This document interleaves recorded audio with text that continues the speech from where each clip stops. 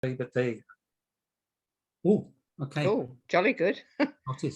Hang on, just click that. That's a nice American accent, isn't it? Mm. Right.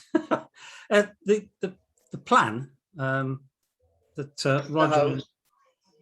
Roger and Judith had was to encourage novice workers to enter prints, because we don't have enough of the novice workers printing. So the suggestion was that if they send the files to me, I'll print them, okay? And I'm happy to do that, as long as I don't get snowed under. I'm only going to print to A4, but there's no cost. So, but it is only for the novice workers, okay? And I'm thinking the likes of Chris there in Thailand, if Chris wants to enter print, it's extremely difficult for him because of the distance. So sends the files to me, I'll print them. Roger's agreed to mount them, and we get more print entries, which is what we'd like to see. We'd like to see some more people trying printing. So the plan was for tonight was to really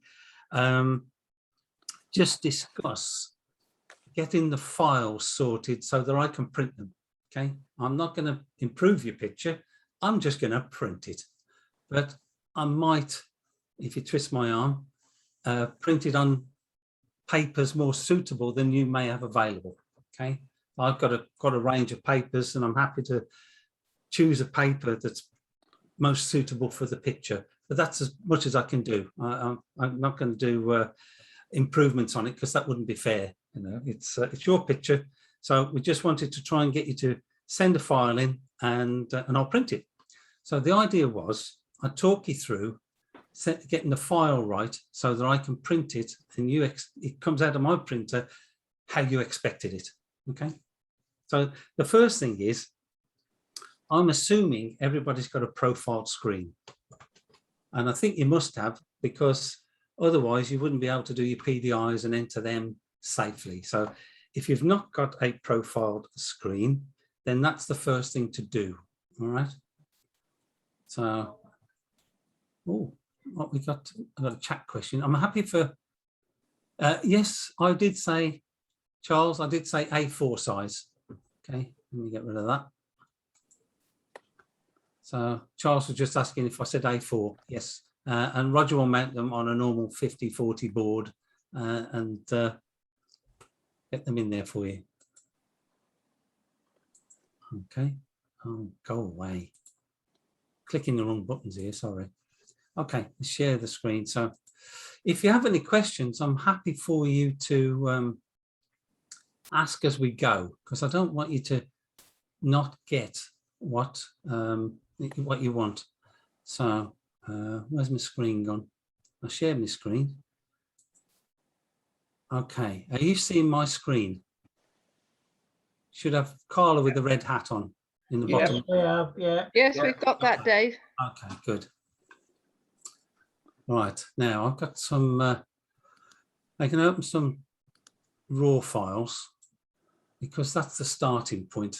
I've picked a few images of different things, so we can have a play and see what we get. And let me find my pointer. Let's start with this one. I've not printed this at all, so I did it a couple of weeks ago. I'm going to need to move you out the way. That's it. I've got two screens going, but I've got more than I can get on two screens here. Right, move all your faces out the way. Now, where's my... there she is. Okay, there's the lovely Carla. Let me put this back, how it came at the camera.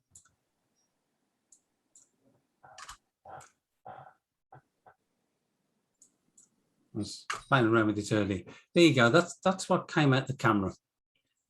So the white balance is not really that important unless it's miles out. You want the picture to look somewhat like in colour before you start, but you don't really need it to be accurate, shall we say, for monochrome. I think the important thing is this bit up here, your histogram. Okay, if you start with a file that's too contrasty, you're going to find it very difficult to work with later, because you can add contrast, but you can't really take it out. So with monochrome, contrast comes from the brightness factors between black and white.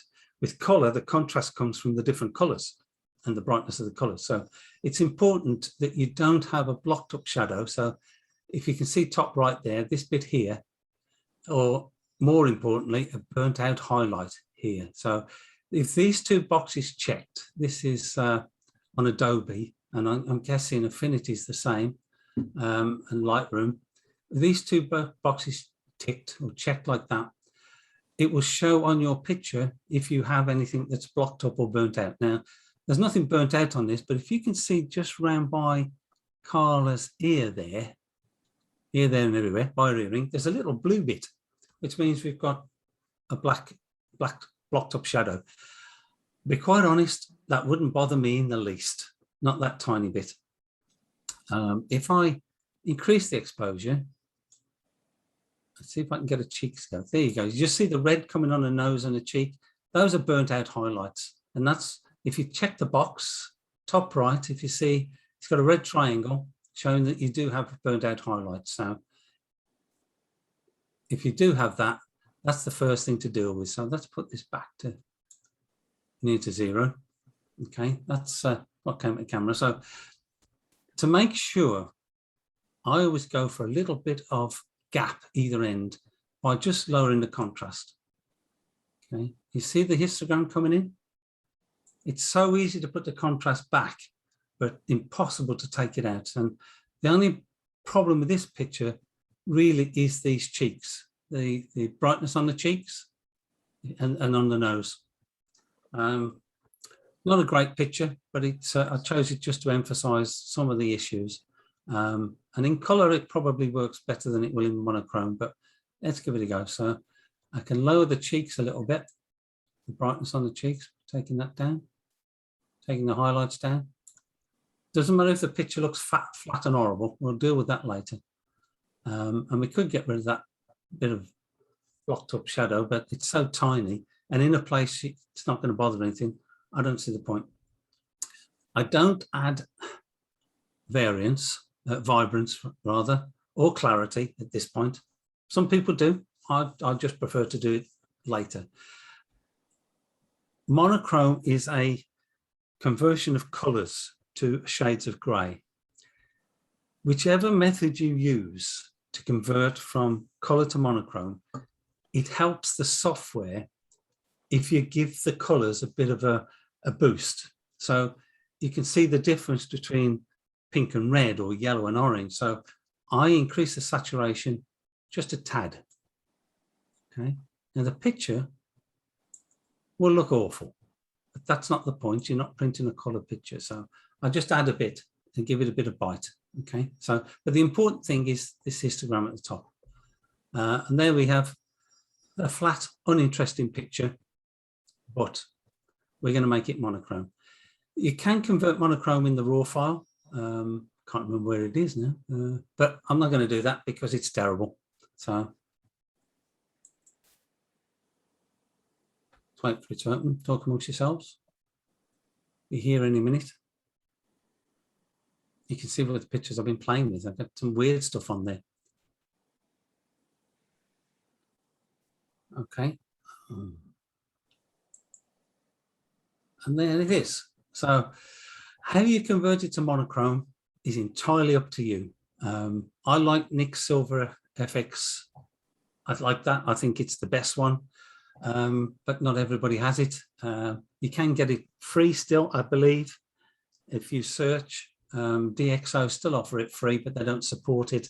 And it's a little bit unstable on Windows 10. So I have a purchased version, but the other option in Lightroom or in Photoshop or Infinity, I believe, let me know. I don't use Infinity, so I know that the people on here who do, just chip in and say if it's different. You can use the black and white tool. And there you go. There's your monochrome. And you start working with it. So you've got the sliders. if you're quite Can't advanced. see the sliders on one. Oh no, you can't, can you? I'm on two screens. Sorry, Roger. There we go. Let me bring that over. There you go. When you get, I'm talking to novice workers here. I have to remember that. And if you can wang these sliders around, the red hat was red, if you remember, so we can change the tone of the red quite easily without affecting that. Just Carla's lips and the hat is changing, so you can change it to a black hat if you want to, or any shade you like. So that's the easy way to do it. Play with a few things, see what colours affect what parts of the picture. I'm trying to keep it simple. You can do that and then settle for that. And then work on something like levels. If you click on the button, hold the Alt key, it'll show you as you move in where it's going to burn out. There you go. So you can come into there with no problem. Again, hold the Alt key, click on the other end, and you get the opposite. So you can't do much with that at all without you actually losing some tone. And it looks better already. Maybe add some contrast.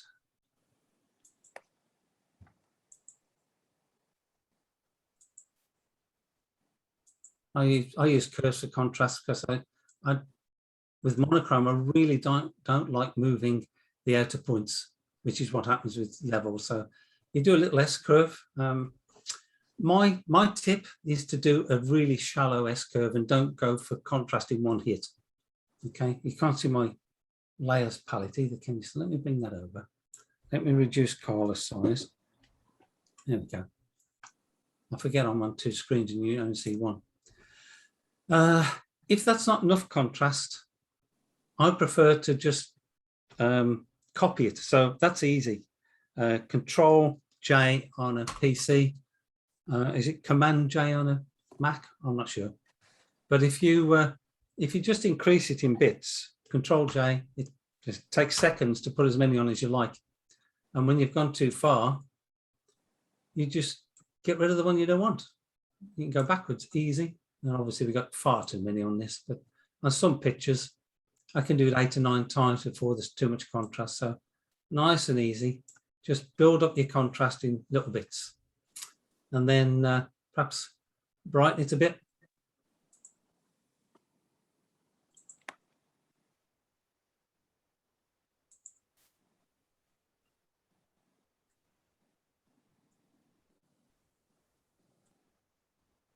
There you go. Crop it.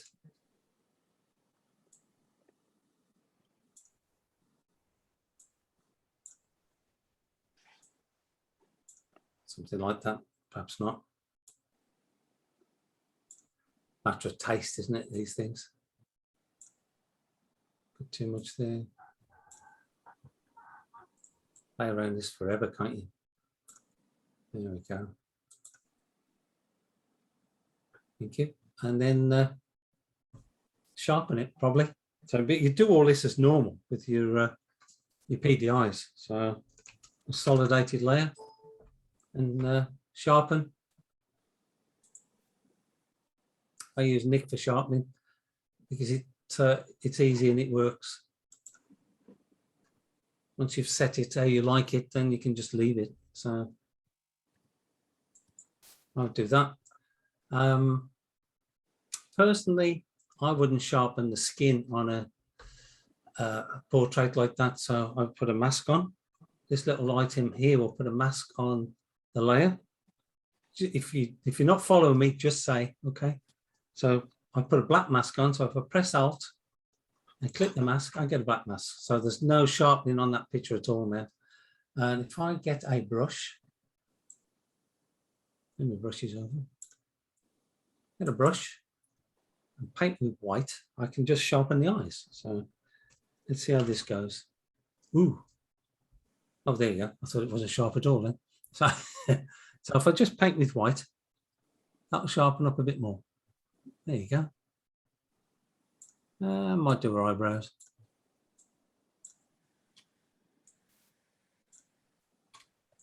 There you go. and possibly the lips, but I certainly wouldn't do the skin and the nose because it's not flattering. If I was doing a picture of Roger, oh, I'd really go for it. There you go. That's it. Job done. You know, you spend more time on it, get it looking better than that.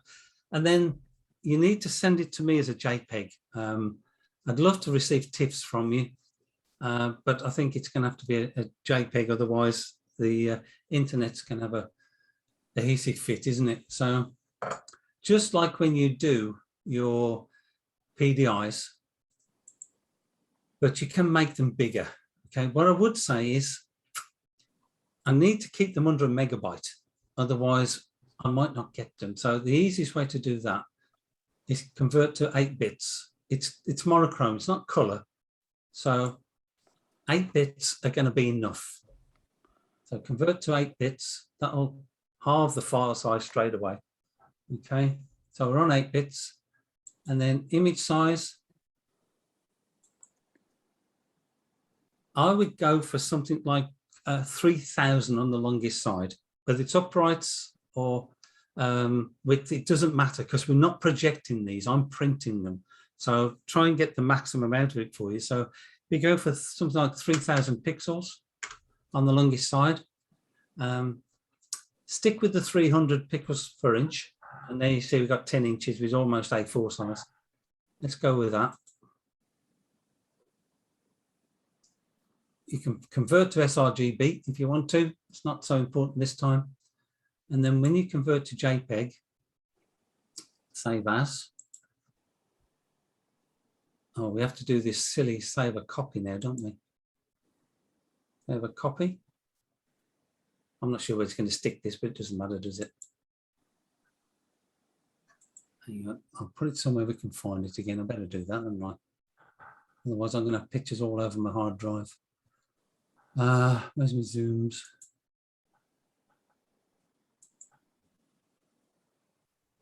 Okay, there you go. Save that. And then when you do that, it'll come up with this. And if we click the preview, that's telling me it's 2.3 meg, and that's not going to work. So if we tone this down a bit to 11, well, it's almost there, almost. And I think, see, yeah, 619. I'd be tempted to go with the slightly bigger version at a megabyte and see if we get it through. I'll send you anybody that sends files to me, I will let you know I've got them, or if you send them to Roger, we'll let you know you have them. And there you go. And then if you save that and send that to me or to Roger, and I'll print it and try and do a better job than I have with that. So let me get rid of that, and we'll do the process again. Go away. Sorry if you can hear Nellie, my granddaughter, is having a hissy fit. What we got? I'll do this one. This one's easy. Okay, nice simple picture. Not much to say. It's a bit down the one end. It's down the one end here, so I didn't get my exposure right. So I'll brighten that a little bit. There you go. Won't do much more with that. We've got plenty of room on the other end, so we're going to be fine. That's it. Need to do much more with that. Not a raw file.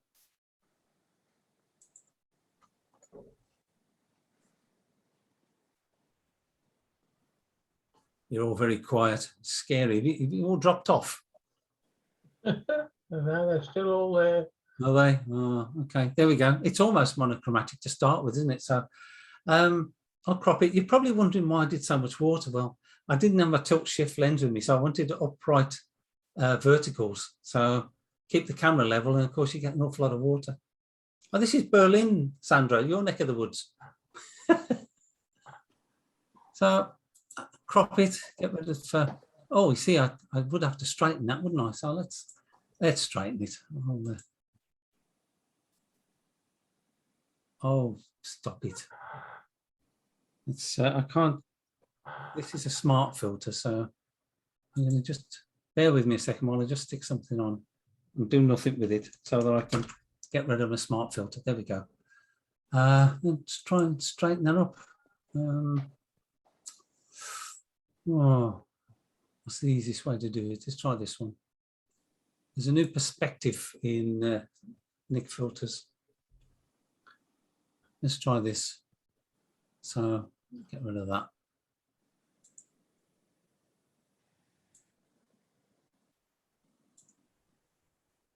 I could probably have done this by just straightening it.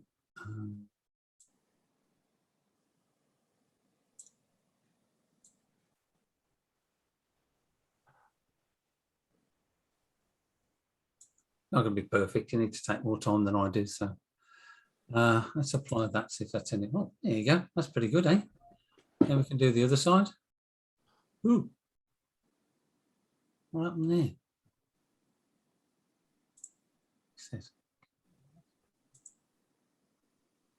Oh, I just want to go back. Not having it. Don't save, I don't want that. Okay, so let's try this one. This is the Photoshop one. This might work better.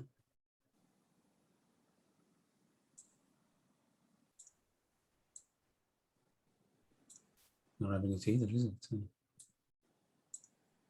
Come on. Another layer. I want a full layer, so why is that not working, Rog? It is now. Oh, you just have to pull it and push it, don't you? Yeah. Yeah, okay. It's a bit of a blunt instrument, this one. Ooh, I like that. Okay. So it's not good, is it? You're gonna have to take my word for that. We're on monochrome conversions, not perspective control, aren't we? So let's just tick that. Okay. Dave, I don't know whether in Camera Raw there's a transform option similar to the Lightroom one, but it's much more controllable if there is one. Right. Okay. Yeah, there probably is, John, but okay. For tonight's episode, we're doing monochrome, so I won't worry too much. Yeah, sure. Okay. So let's just do this. That's the advantage with these high pixel cameras. You can crop away to your heart's content, can't you? There you go. That's why I wasn't too worried about only using half a frame. Okay. So to convert that to monochrome, you can use Silver FX if you've got it, or black and white. There's lots of other ways, but these are the better ones. Channel Mixer is very good if you can know how to use it, but I'm assuming if you're novices, you want to go the easy way. There we go. That's pretty easy. And then you can move. See, not much happening with that. So you're not going to make a lot of difference with any of those. So you're down to levels and curves, really. So we click the Alt button again and pull the highlights in. Can't move much, surprisingly. And I doubt there's anything on the shadows. There you go. See, give it a bit more punch already. Curves.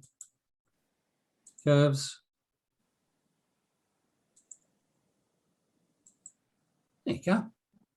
Again, if you don't think it's enough, Control J, and then doubles it. And you've got another one on top. And then if it's gone too far, you throw it away. So if you do adjustment layers rather than go straight on it from up here, you use the adjustment layers on this little bit here, then you can throw them away if you don't like them. And then you can go to the file to print it. So again, let's change it to 8-bit. Give yourself a chance. The file size. My files are pretty big, as you can see down here. Look, what am I on? 500 and is that 300 megabytes? And we've only done this. Image size. This is square, or should be, should have been square, but the 3000 on the longest side. There you go. And then save it. You can say you can do sRGB if you want to, but it doesn't make too much difference doing this. Save as. I hate this bit. I don't think that's an improvement for Photoshop at all. Not having all the file sizes here, file types. JPEG. Save. And we're at 3.2 meg, so that's too big. So, yeah, that's bringing it down. Yeah, I'd set for 1.2, but that's quite a low quality. You might want to go back. Let's go back, because that if you have that problem, the thing to do is go back to image size and reduce the pixels per inch to start with. So let's go with 250. Don't go under 200. Please don't go under. Try and keep to 250 to 300. And if you have to, reduce the longest side. So put that back to 3000. Is that altered because I changed the resolution? And see if we can save that now. I have a copy.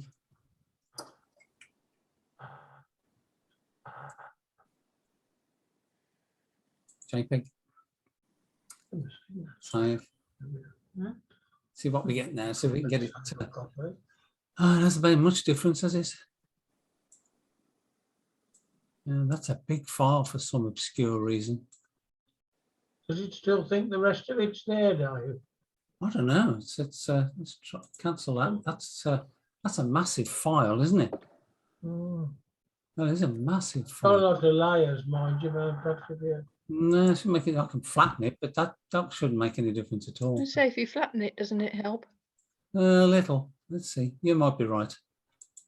Maybe I'm not doing the obvious. Image size. Let's stick with that. Well,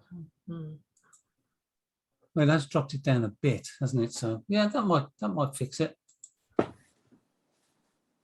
I don't normally have to worry about it because it's on my computer. So I'm gonna have big files. Just concerned about Yeah, there's a tip. Perhaps if JPEG. Save. Come on, be right this time.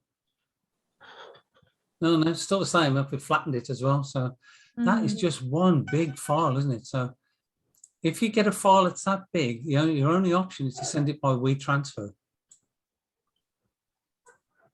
And I'm happy to receive those. It's just a bit of a faff for you, but the quality is dropping drastically there. So maybe it's just I'm using a high pixel camera, but that I was just going to seems, say it's your camera, isn't it, Dave? yeah, that just seemed extraordinarily high though. So what am I on? 23 megabytes. Don't seem that big. So don't forget I halved the picture. So back to image size, and you just end up reducing this then. But I don't want you to send me images that I can't get the best quality out of them for you. Does sRGB reduce the file size? I think so. No, I don't think it does either. But... And if you send me crooked prints like this, I won't be straightening them.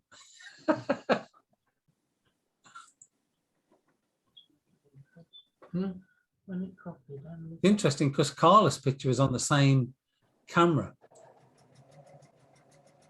You can get down now a little bit. See, it's a 1.3. Probably get away with that as an email, but only send one. If you're sending 3 pictures, you'd have to send them separately. But there you go. I could probably print that okay. So, yeah, that's strange that it's so. I know it's a 46 million pixel camera, but I'm only using 25 of them. So, no, don't say that. So, is there anything else you want to see? Is it worth mentioning about WeTransfer, Dave? Because you say it's difficult, but it's actually it's a bit of a fat or for the people sending this. I don't know how competent people would be, but WeTransfer is a way of sending large pics or large file sizes, and it's pretty simple. Let me, I can go through it. Hang on. Oh, are you still seeing that? Yep. Yeah, I haven't switched you off, have I? No. Let me tell me if you don't. I'm going to just put Google on at the moment. Well, if I spell it right, I mean with a chance. So, are you seeing Google now? Yes, we are. Okay, so WeTransfer. Exactly one word, WeTransfer. Let me just show you this.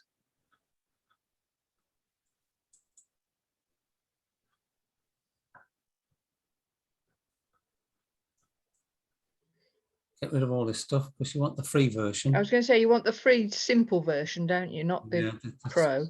Yeah, they try to confuse you with all this. Mm. Somewhere on here, there's the simple free version, which I don't want to create a transfer account. I just want to use it. Come on, you bugger. Where are you? They've changed the Changed the screen. interface, haven't they? I can't see it either. No, it hadn't used to be like this, but it's always the same when you do things and trying to show people. It's always something always conspires to make life difficult, doesn't it? Where's it gone? I like you to put your name in now. I think that's Yeah. Oh, okay, that's if you log in, if you Yes, sign up, create then an you get the account. free one, but It does speed it up if you create an account. You only got to put your name, your email in, haven't you? I think so, yeah. Oh, there we go. Let's move straight to it because I've already got an account. So there you go. So you just have to put your email address in. That's all, and a password. But you get this. So all you have to do is put, if you get this screen up and you put in the email address it's going to, so me or Roger, your own email address, and on here you click to add your files. So create an account, log in. Okay, go on. You know the drill. Yeah, okay. Can create a login, David. What it does when you go to transfer, it sends you an email with a validation code. Yeah, I know. I use it all the time, but Which is I a haven't used bit it of for a, a few weeks. bit of a faff, but once you know how to Yeah. do it, it's So simple. you set yourself a little account up, and once you get to this screen, all you have to do is click on there, find your files, and add them. That's it. And you've got 2 megabytes for free. Who you want to send it to? That'd be me or Roger. Your own email address, and then I'll send you that validation code. And if you put your name in, that would help. So we know who that's from. And it'll send you a confirmation, and Yeah, it'll tell you that. when Yeah, you. and you'll know when I've downloaded them as well, so you know I've got them. So it is good. It's good. So let me get back to. But so if you want to know about WeTransfer, there's plenty of instructions on the web, but it is the way to send large files for free. So is there anything else I need to cover? Anything you want to know? Feel free. So I've got some questions on this. What we got? Why does the file need to be as small as 1 megabyte? Because the internet gets a bit odd. If you go over a megabyte and you don't have a good internet connection, I won't get the email. So the thing to do is send an email without the picture, so you know I'll get it, and then send the picture, and I'll be looking for it. But if it's over a megabyte, it could be tricky. Yeah, Dropbox works. You can use Dropbox if you want to send the files. Don't think the club's got one, but if you've got one that I can open, that will work. And that's about the other chat. You need to, if you set up an account with WeTransfer, it becomes a very easy option. Is somebody dying on here? Let me get rid of that. I've lost all my options off the screen. Where have you gone? There we go. So let's get rid of the chat. Yeah. Yeah, so if you create a free account with WeTransfer, then that's good. Get rid of the chat. Does that make sense for everybody? That's the thing. Let me stop sharing for a second. If everybody wanted to unmute themselves, you can talk rather than. Yeah, Send just me a message. ask any Yeah, questions you like. I mean, I'm not. Wasn't the idea tonight? Wasn't really to show you how to do monochrome conversions. It was just to show you how to send the file to me. And the 1 megabyte thing is only if you're going to send it as an email. If you use Dropbox or WeTransfer, then you can send whatever size you like, really. But just remember to flatten it. And I prefer JPEGs to TIFFs, because from a printing point of view, it won't make that much difference. You won't see the difference, certainly not A4. If we were doing a billboard, we might. But an A4 print will be fine. Mr. Haynes, why have I got two pictures of you? Because I've got my laptop as well as my big computer, and I've got a very unstable internet connection. Andre It's Haynes weird. stereo.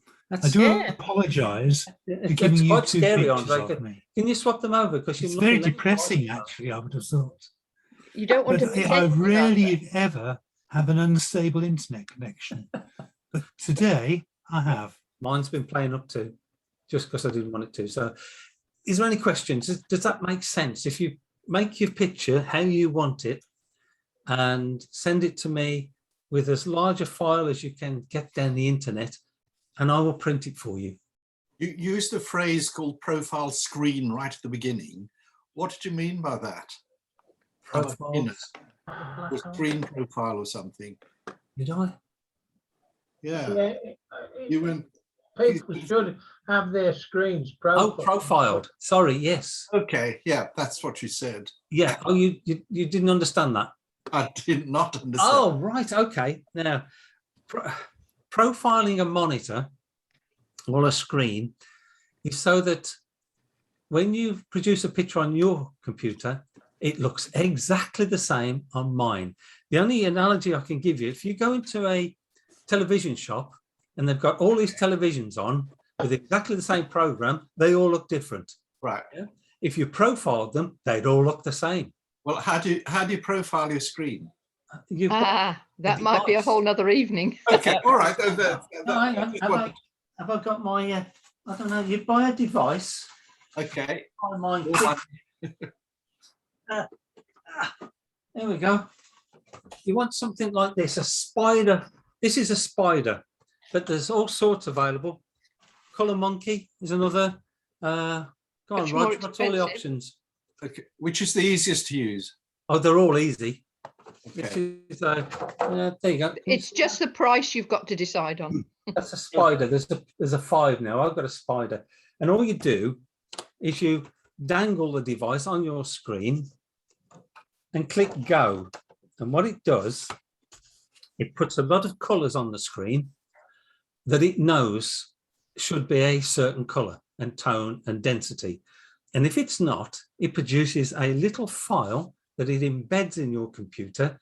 So when you switch your computer on, it changes the color and corrects them. Right. Okay. Okay, it's a I'll read a bit more do- about that. something you need to do. You used to do on the old monitors, you know, the big monitors with bulbs in and lights and things.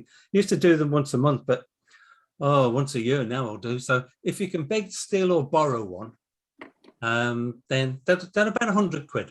Okay.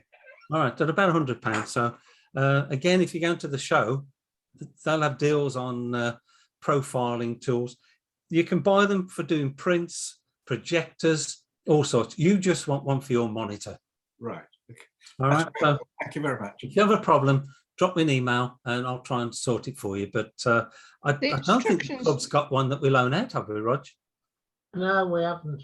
No. Because the trouble is with a big club like ours, I reckon you get lost. Somebody Yes, will have yeah. it when And, you get down.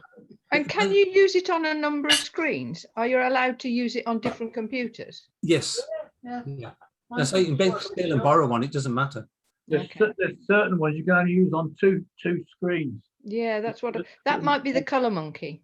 Oh, right. My Spider, Yeah, the I've done Spider you a can. number of different Yeah. screens with it. So I think the And the early ins- Spider you could only use on one screen, the early one.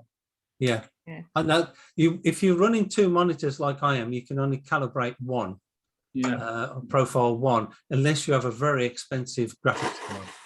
And I don't. So I've got two screens and they look very different. Yeah. My Spider 5 will do too. Let's- Yeah, mine will do two screens. Yeah, it's not the Spider. Mine will do 50 screens. It's your graphics card can't handle two profiles. Oh, I see. Got nothing to do with the Spider. It's your graphics card. It cannot remember two profiles. I Ah. must have a correct graphics card then. It'll do too. Get Yeah, them both if you've same. got two screens that look perfect, and Yeah. if you've done both of them, then you've got a graphics card that can handle two profiles. But I the haven't. instructions are pretty straightforward, aren't they, David? Yeah, It yeah, takes you a bit like a wizard. It takes you. Yeah, there's usually two options: advanced and I don't know what the other one is. Simple. Native. Oh, just, Native. sorry, On the Colour Monkey, it's called native. Advanced native. Yeah, native, just yeah. just take the easy option. I've never been able to do it better than the machine can do it. So just take the easy option and just say go, and that's it. Job done. It's a click a button and wait. It takes about 3 or 4 minutes. So profile is fundamental to photography. If your screen isn't profiled, whether you do printing or PDIs, you cannot guarantee that if you give your picture to somebody to project or print, that they will get exactly what you thought they were going to get. So it's a pretty fundamental thing, I'm afraid. It's something you need to do. Dave, Charles here. Hello, Charles. I've got an ISO monitor and it does these things automatically every so often. Some Is of that them do. good enough? Yeah. Some of the more advanced monitors do have the profiling kit included. It just suddenly, when it gets to a certain stage, it just redoes it. Yeah. So you might have a monitor that does it automatically. Yeah. Mine does. I don't trust it, but mine does, and I use the Spider. Okay. So yeah, what am I on? I'm on a Benq. That's Can we have pretty- your email address, David? Sorry, Chris. Can we have your email address? Because I don't think I've got it. Oh yeah, it's David at David Lowe Pics. So my name, David Lowe, Lowe, and then PICS, all one word, davidlowepics.com. You should all have a PDF copy of the club program. If you've lost it, I could resend it out.